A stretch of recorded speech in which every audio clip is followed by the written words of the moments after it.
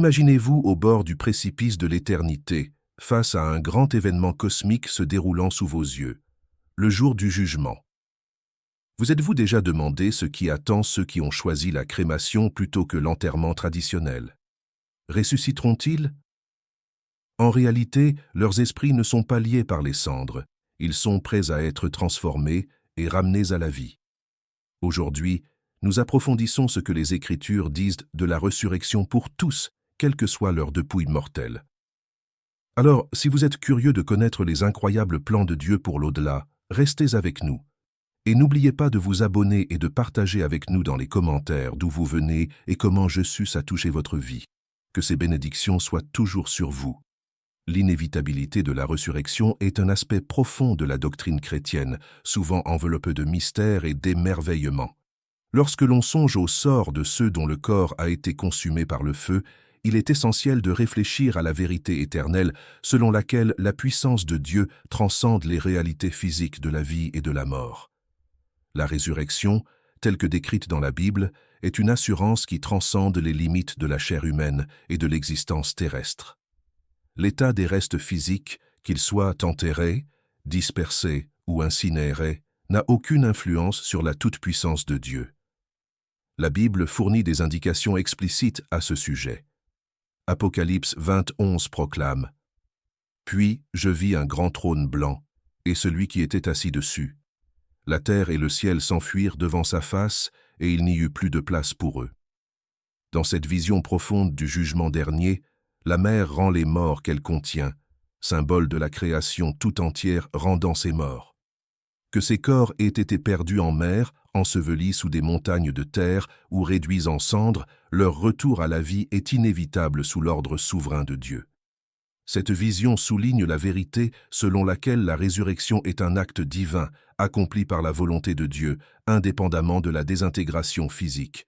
De même, 1 Corinthiens 15:52 rassure les croyants quant à ce pouvoir transformateur, affirmant « En un instant, en un clin d'œil, à la dernière trompette, car la trompette sonnera, et les morts ressusciteront incorruptibles, et nous serons transformés. » Cette déclaration affirme qu'au son de la trompette, tous ressusciteront.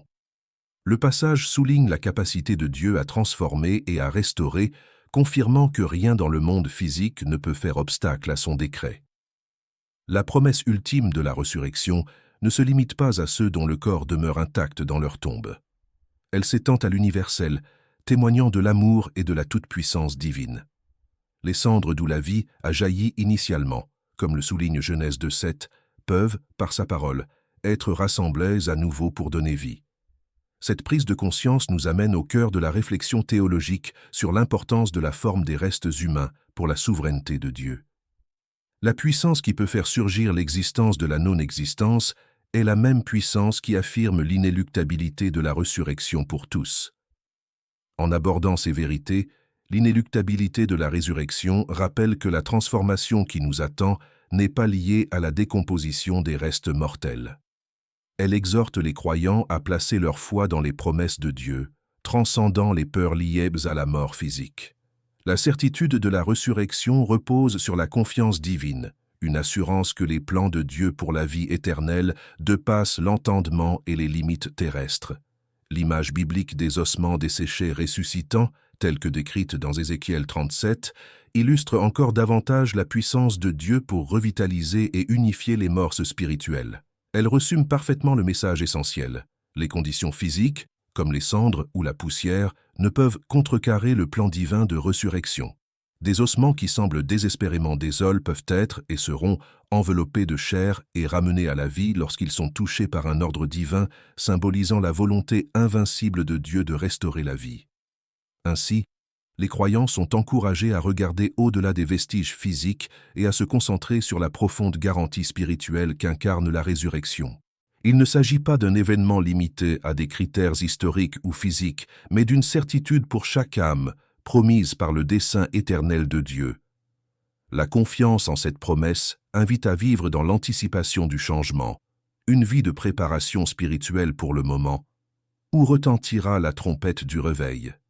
Dans cette perspective, Affronter le grand jour du jugement dernier n'invoque pas la peur de l'inconnu, mais la joie de la certitude de l'acte rédempteur de Dieu.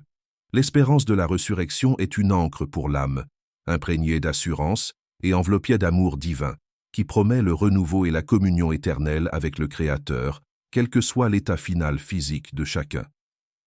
C'est là que réside la véritable essence de la résurrection, où chaque limite du monde physique est dépassée par l'étendue infinie de la promesse éternelle de Dieu.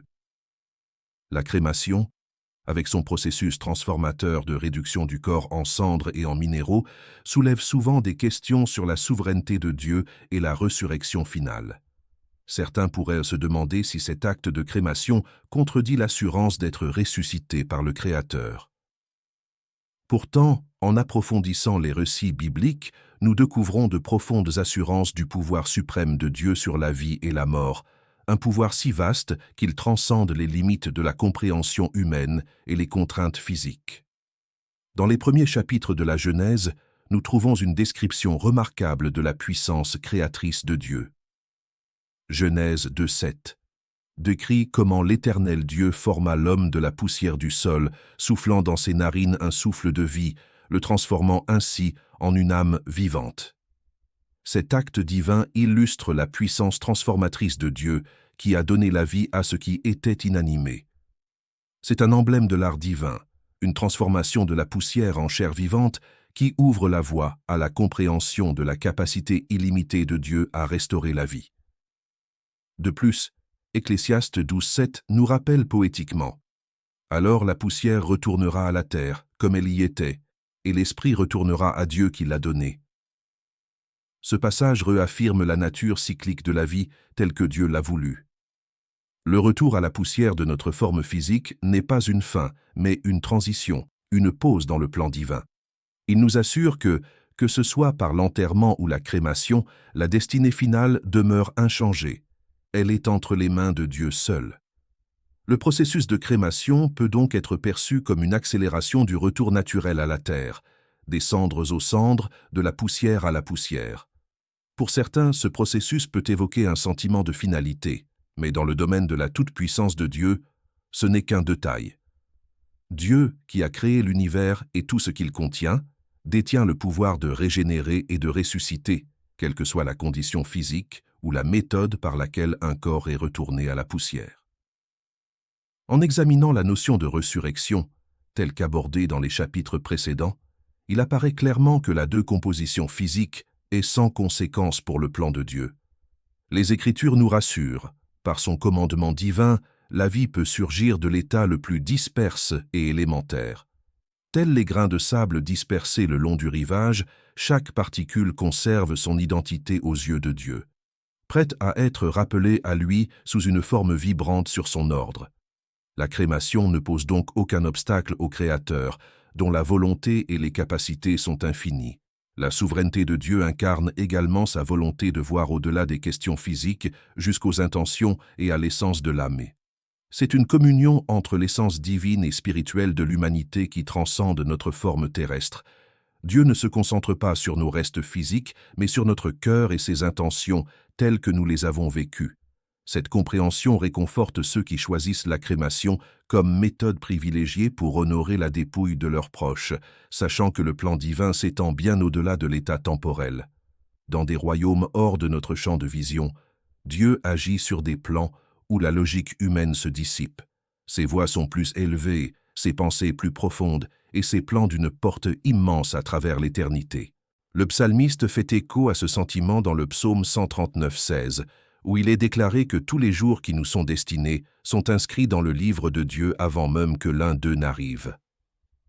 C'est ce chemin divinement trace qui gouverne notre existence au-delà de la mort, et non la manière dont nos corps terrestres retrouvent la terre. Le récit de la résurrection et de la vie éternelle dans les Écritures nous assure que le fondement du salut est inattaquable par la mort ou la dégradation physique. Nous y trouvons du réconfort. Savoir que l'amour et les intentions de Dieu pour nous sont entrelacés de fils de puissance divine qui ne peuvent être rompus par de simples transformations terrestres. La résilience dans cette foi est renforcée par l'assurance que l'autorité de Dieu est souveraine sur la vie et la mort, la création et la recréation. La crémation, à la lumière de ces perspectives bibliques, ne constitue donc pas un obstacle aux promesses de Dieu. Il s'agit plutôt d'un témoignage de notre foi en une puissance supérieure à tout processus terrestre, une puissance qui promet un renouveau et une transformation bien au-delà du retour à la poussière. La création et la résurrection s'inscrivent dans un continuum supervisé par les mains d'un Créateur divin qui, dans son amour et sa puissance, conserve le contrôle souverain ultime sur chaque aspect de l'existence. En nous abandonnant à cette vérité, nous nous alignons sur une foi qui regarde au-delà de la matière transitoire vers la promesse de la vie éternelle, assurée par la volonté infaillible et omnipotente de Dieu. La résurrection, telle qu'exposée dans l'Écriture Jean 5, 28-29, est décrite comme un événement charnière, un moment où tout ce qui est cache est enfin mis à jour, chaque action, chaque choix mis à nu. Elle ouvre la voie au jugement dernier, un moment profond où les innombrables décisions de la vie sont soumises à l'examen divin.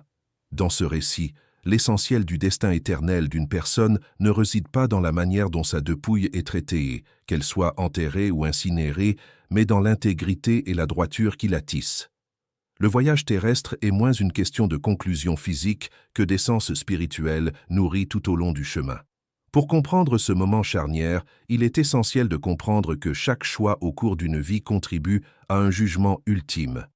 L'accent mis sur la résurrection comme simple précurseur souligne que le jugement englobe non seulement les actions isolées d'un individu, mais le récit global de sa vie. C'est une tapisserie d'actes et d'intentions tissée de manière complexe à travers des décisions aussi importantes que banales. Les choix qui reflètent la compassion, la justice, la miséricorde et la fidélité résonnent dans cette trame, façonnant l'héritage éternel qui nous attend au-delà de la résurrection. Dans ce contexte, vivre une vie en accord avec les enseignements du Christ revêt une importance capitale. Ces enseignements ne sont pas que des lignes directrices morales. Ce sont des voies pour favoriser une vie imprégnée de grâce et de sagesse divine. L'appel du Christ invite chacun à cultiver un esprit de bonté, d'amour et d'humilité, des qualités qui, accumulées, forment l'essence de ce qui sera examiné au jour du jugement. Une telle vie transcende les préoccupations terrestres et nous oriente vers un dessein divin, soulignant l'urgence de vivre avec intentionnalité et conscience. Ce cheminement n'est pourtant pas sans difficulté. Dans les complexités du quotidien, il est facile de se laisser influencer par des désirs fugaces ou par l'attrait éphémère du succès terrestre. Les pressions et les tentations de l'existence moderne peuvent souvent obscurcir la clarté d'un chemin juste. C'est là toute l'importance de la constance et de la persévérance, vertus qui permettent d'aligner constamment ses actions sur les enseignements du Christ malgré les multiples distractions de la vie. La sagesse réside dans la quête de la croissance spirituelle, en cherchant continuellement à s'aligner sur les principes divins qui guident vers une vie sanctifiée. De plus, les choix de vie ne sont pas uniquement personnels, mais trouvent un écho au sein de la communauté. La manière dont on traite les autres, l'héritage de générosité et d'empathie que l'on laisse derrière soi, s'étend au-delà de l'existence individuelle et influence de nombreuses vies. De tels choix ont un effet d'entraînement, touchant les cœurs et les âmes, incarnant l'essence d'une vie juste. Ils transforment l'acte de vivre en expression de foi, un témoignage concret qui en dit plus long que les mots. En incarnant ces principes, chaque disciple du Christ est invité à examiner non seulement ses décisions manifestes, mais aussi les motivations plus subtiles de son cœur. Cette réflexion intérieure est essentielle, car c'est la sincérité de l'action, forgée au plus profond de l'esprit, qui ressonne véritablement dans le royaume divin. Le jugement dernier sert ainsi de reflet divin de ses choix de vie, une synthèse où les motivations et les intentions cachées sont illuminées par la lumière de la vérité. Sur fond de ce regard divin réside une espérance durable, un rappel que les choix d'aujourd'hui façonnent la réalité du jugement de demain. C'est un appel clair à réorienter sa vie avec persévérance, à embrasser la repentance et le renouveau, guidé par le pouvoir transformateur de la grâce. La grâce, dans son immensité, offre la rédemption même aux personnes imparfaites, rappelant aux croyants la possibilité de revenir à la justice, aussi dévié soit-il. Cette compréhension insuffle un sentiment d'urgence et de détermination. Il ne s'agit pas seulement de l'inévitabilité du jugement, mais du don du pressant, une chance de choisir avec sagesse, de vivre authentiquement et d'approfondir sa foi. L'allumage de la lumière éternelle dans chaque cœur devient un engagement à une vie de fidélité spirituelle, se préparant avec vigilance à la profonde résurrection qui annonce le jugement. Ainsi, une vie centrée sur des choix justes, fortifiée par une foi inébranlable et imprégnée des enseignements du Christ, navigue sur les rivages de ce monde temporaire, protégée par l'espérance. À chaque choix, les fidèles se rapprochent de la promesse divine, inspirés et encouragés par la vision de la résurrection, non seulement comme un jugement, mais comme l'accomplissement d'une vie vécue en communion avec Dieu. Parmi les nombreux appels qui ressonnent dans les couloirs de notre cheminement spirituel, aucun n'est aussi impérieux que celui de se préparer. Aucun aspect de notre vie ne devrait échapper à l'urgence de se préparer au grand jour du jugement. Cette urgence n'est pas un simple alarmisme, c'est une vérité profonde ancrée dans les Saintes Écritures et un élément essentiel pour vivre en accord avec la volonté divine. En tant que croyants, nous sommes invités à réfléchir à la souveraineté de Dieu, telle qu'exprimée dans Romains 8:21. Ce verset souligne la toute-puissance de l'Esprit qui a ressuscité Jésus d'entre les morts, suggérant une extension de ce pouvoir à tous les croyants. Il cristallise la croyance que notre vie future, transformée et éternelle, dépend entièrement de notre état spirituel présent. Hébreux 9:27 aborde l'essence de la préparation. Elle exprime l'inévitabilité de la mort suivie du jugement pour chaque âme. Cet inévitable ne doit pas susciter la peur, mais plutôt inspirer un sentiment d'urgence et de détermination à aligner notre vie sur la volonté de Dieu. C'est un décret divin qui souligne la transition de la vie temporelle à une destinée éternelle, qui doit être traversée par un repentir sincère et un cœur tourné vers Dieu. L'urgence ici ne doit pas être confondue avec la panique ou la précipitation. C'est un appel à la ferveur et à la réflexion sur les questions spirituelles. Pour ceux qui écoutent cet appel divin, la quête de la préparation spirituelle devient une priorité absolue, une occasion de se tourner vers Jésus-Christ qui offre le salut à tous ceux qui le cherchent. Ce salut est un don, mais il exige notre réponse, une décision consciente de se repentir et de se rapprocher de Dieu. Les étapes de la préparation ne se limitent pas à des affirmations doctrinales, mais plutôt à une transformation holistique du cœur, de l'esprit et de l'âme. Dans la vie quotidienne, cette préparation se traduit par des choix porteurs d'une signification éternelle. Elle se manifeste par l'intégrité, l'amour et la justice, des choix qui reflètent les enseignements du Christ.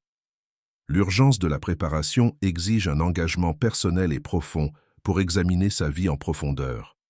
En évaluant nos choix, nous alignons notre vie sur les normes divines, assurant ainsi notre avenir éternel. Cet appel urgent à la préparation n'existe pas en vase clos, il ressonne dans chaque passage des Écritures. Considérez l'histoire des vierges sages et des vierges folles, Matthieu 25, 1-13. Cette parabole illustre de manière poignante la nécessité d'être prêt en tout temps, car personne ne connaît l'heure du retour du Maître. Des leçons similaires sont tirées de la parabole des talents, Matthieu 25, 14-30, qui exhorte à la gestion, à la fidélité et à la responsabilité en prévision du retour du Maître. La préparation est donc intrinsèquement liée à la vigilance. Tout comme un jardinier prend soin de ses plantes, un soin et une attention constants sont nécessaires pour nourrir notre vie spirituelle. Tout retard ou procrastination dans les questions spirituelles peut avoir de profondes conséquences. Tout comme négliger un jardin favorise la prolifération des mauvaises herbes, négliger la préparation spirituelle favorise la complaisance et le déclin spirituel, ce qui peut entraver notre relation avec Dieu. Chaque décision, chaque acte de bonté et chaque moment de réflexion contribuent à notre préparation. C'est dans les petits gestes apparemment banals du quotidien que se produit une préparation profonde. Nous sommes encouragés à vivre chaque jour comme si c'était le dernier, en savourant le moment présent et les opportunités qu'il offre de repentance, de croissance et de transformation. Il est encourageant de constater que nous ne sommes pas livrés à nous-mêmes pour nous préparer au jour du jugement. Le Saint-Esprit nous aide, nous guidant continuellement vers la transformation et le renouveau, Il intercède en notre faveur, nous dotant de la sagesse et de la force nécessaires pour vivre une vie agréable à Dieu. La grâce de Dieu est abondante, nous donnant les moyens de surmonter les difficultés qui peuvent entraver notre chemin vers la préparation. L'interaction communautaire est un autre aspect essentiel de la préparation. Le faire aiguise le faire, et ainsi, interagir avec d'autres croyants est source d'encouragement et de responsabilité. Ensemble, dans le culte communautaire et les expériences partagées, les croyants peuvent s'inspirer mutuellement pour rechercher la sainteté et la préparation avec une vigueur renouvelée chaque jour. En fin de compte, l'urgence de la préparation est un rappel plein d'amour et une invitation à une relation éternelle avec Dieu. C'est un appel à ne pas faire confiance à nos propres forces, mais à l'œuvre rédemptrice du Christ dont le sacrifice a ouvert la voie à notre rédemption. C'est une douce incitation à un abandon plus profond et à une joyeuse anticipation de la vie à venir, la vie que Dieu a si magnifiquement préparée pour ceux qui l'aiment. En acceptant l'urgence de la préparation, nous ne nous préparons pas simplement à un événement futur lointain, mais nous nous engageons activement dans la vie abondante promise par le Christ aujourd'hui. Nous alignons nos priorités sur la perspective éternelle, veillant à ce que nos vies pressantes ne soient pas seulement l'ombre de ce qui est à venir, mais des témoignages vibrants de la puissance transformatrice de Dieu. Cette préparation active n'est pas un fardeau, mais un privilège. C'est un appel divin de vivre en ambassadeur du Christ, reflétant sa lumière dans un monde plongé dans l'incertitude. Notre disponibilité témoigne de notre foi, est un phare pour ceux qui recherchent la vérité et une assurance de notre place dans le royaume éternel de Dieu.